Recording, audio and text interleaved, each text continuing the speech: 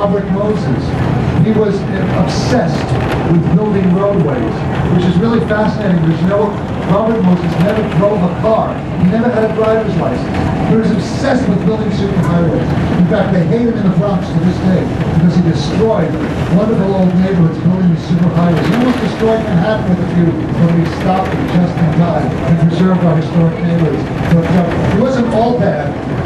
He created some beautiful beaches and some wonderful parks around the state and around the city. He was responsible for Lincoln Center as well. But he did displace a lot of families for Lincoln Center. But, you know, right here is one of his parks, East River Park. So he wasn't always a bad guy, but if you were in the way of any of his projects, you were almost always out of luck. You had to move. You had to give up your home. Now over here, off the right front of the boat, up here in this area, this is where the famous Brooklyn Navy Yard was. Up through the middle of the 20th century, many a great battleship built right here.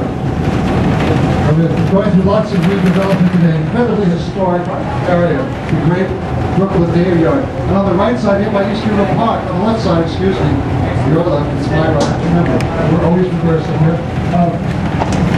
The Lower East Side of Manhattan, the great melting pot of New York City.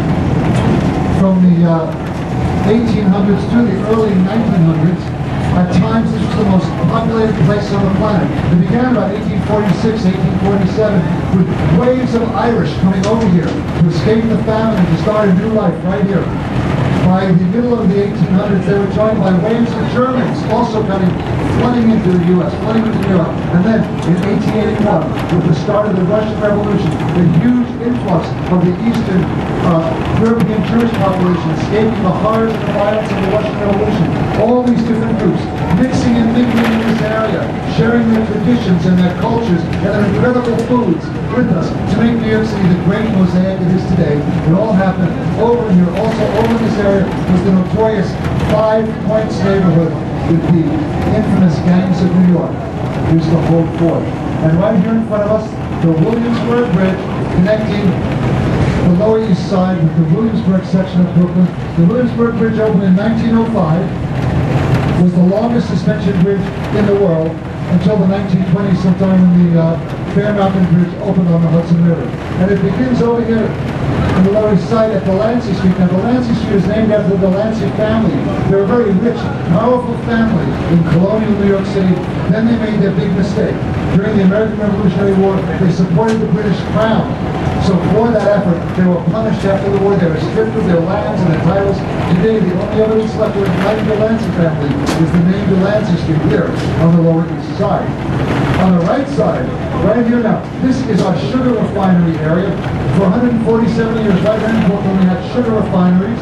We have the Domino sugar sign to remind us. There's no more sugar refining here. They still manufacture Sweet and Low here, but Sweet and Low gave up sugar refining many, many years ago to concentrate on artificial sweetening. So the last one out is the Domino Sugar Company.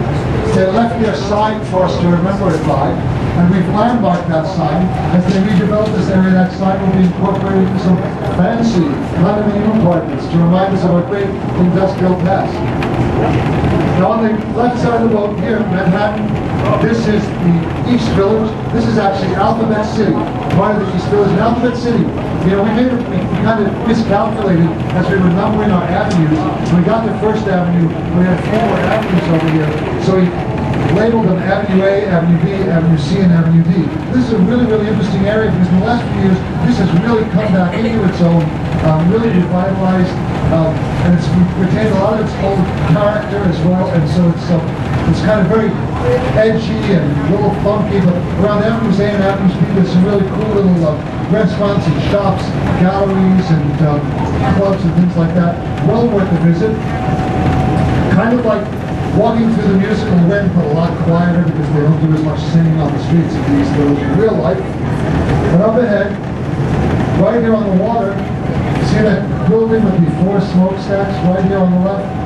That's a Con Edison generating plant from 1922. Opened in 1922 to provide electricity and steam to our buildings, and it's still operational today because many of our older buildings here in New York still require steam from Con Edison for their heating purposes in the winter. Now you're going to get some great views off the left side of the boat right now of the Empire State Building. Must have been what it looked like in the 1930s when the building first went up, and there was nothing else near it.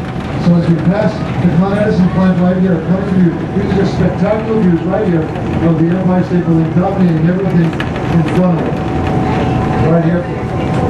And up ahead, just past beyond this glass, this green glass structure right here, there's a cluster of brick buildings over here. This is Stuyvesant Town in Peter Cooper Village. This was built as middle income housing at the end of World War II for returning soldiers. It sits on land here, what's 80 acres of land, over 11,000 apartments, over 25,000 residents. But the land it sits on used to be a farm. Back in colonial times, this was the farm of Peter Stuyvesant, the last Dutch governor of New Amsterdam. His nickname was Peg Leg Pete because he had wooden leg. And in 1664, the British pulled into the harbor with 4 warships, and they said to him, Pete, we're going to give you a choice. You can surrender the city to us right now, or we can destroy it and kill all of you. What do you want to do? Well, Peter Stuyvesant actually wanted to fight the British, but the merchants, there were merchants here from all over the world. New Amsterdam was an international trading post at the time. They said, Pete, war is going to be really bad for business. Surrender. So without a shot being fired, overnight, we went from being New Amsterdam in the Dutch colony to New York in the British colony. Thank you, Mr. Peter Stuyvesant, and your wonderful farmland. The little white building with the gold top right there, that's the Metropolitan Life Insurance Tower. It opened in 1909.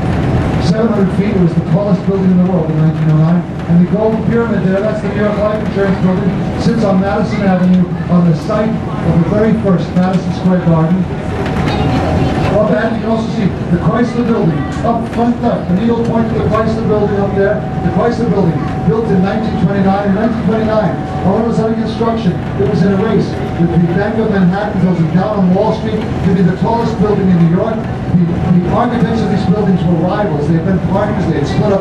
Now they're trying to outdo each other. So every week, they kept announcing different heights for their buildings, and back and forth and back and forth. Finally, at the last minute, the Bank of Manhattan building said, you know what?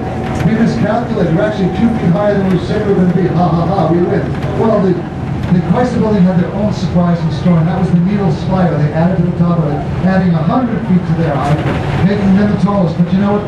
No one noticed, and no one really cared, because right about the time this was happening in 1929, the stock market crashed. People had other things on their mind. And so you might want to visit that. It's on East 42nd Street, and the reason to go there, in addition to that building, 2 doors away is Grand Central Terminal, one of the finest terminals built in the early 20th century. It's a must-see if you're here in New York. And then, once you visit those 2 incredible landmarks, you can walk all the way over here to the East River and visit the UN complex. You can see it right here from the front of the boat. See that slender white building right there? Looks like they're missing some glass from the front of it. That's the Secretariat of the UN. It's only 72 feet wide, 544 feet tall, sits right here on the river on land donated by John D. Rockefeller Jr., and in front of it sits the General Assembly building of the UN. And in front of us, up ahead, the front of the boat, you'll see it as we begin to turn, if you don't see it right now, there's a bridge right up there called the Edward I. Koch Queensboro Bridge. But that bridge also has another name. It's been known for decades as the 59th Street Bridge. In fact, it's probably known as that, more people know as that because in the 1960s, Simon and Garfunkel wrote a song called the 59th Street Bridge Song, about titled after this bridge, had those memorable lyrics, looking for fun and feeling groovy. Anybody feel old when they hear that? Raise your hand. Thank you. I'm not the only one. So we're going to turn around in a moment. We're going to head back out towards the harbor. As we do, Manhattan will be out the right side of the boat. Brooklyn will be out of the left. We'll get out of the harbor. Downstairs, there's a concession stand. We have an annex up here with some cold drinks. There's also bathrooms downstairs. The stairways at the rear of the boat. As we get back down towards the bridges, there's some excellent photo opportunities with the bridges framing lower Manhattan. You might want to take advantage of that. We do have a professional photographer on board who can help you get any picture-perfect memories. You do not have to commit to buy. Let him take the picture. And then you can decide afterwards, because they'll preview the pictures for you at the pier when you get off. So don't worry about it. They get some really nice shots though. So we're going to turn. I'm going to take a little break. Think of this as intermission before Act 2. But, you know, I don't like to swim ashore during my breaks. I'm going to stay on the boat. I'll be wandering around. If you have any questions, I'll be happy to answer them. I might have a question or two of my own, though, so be ready. We'll see you in a few minutes.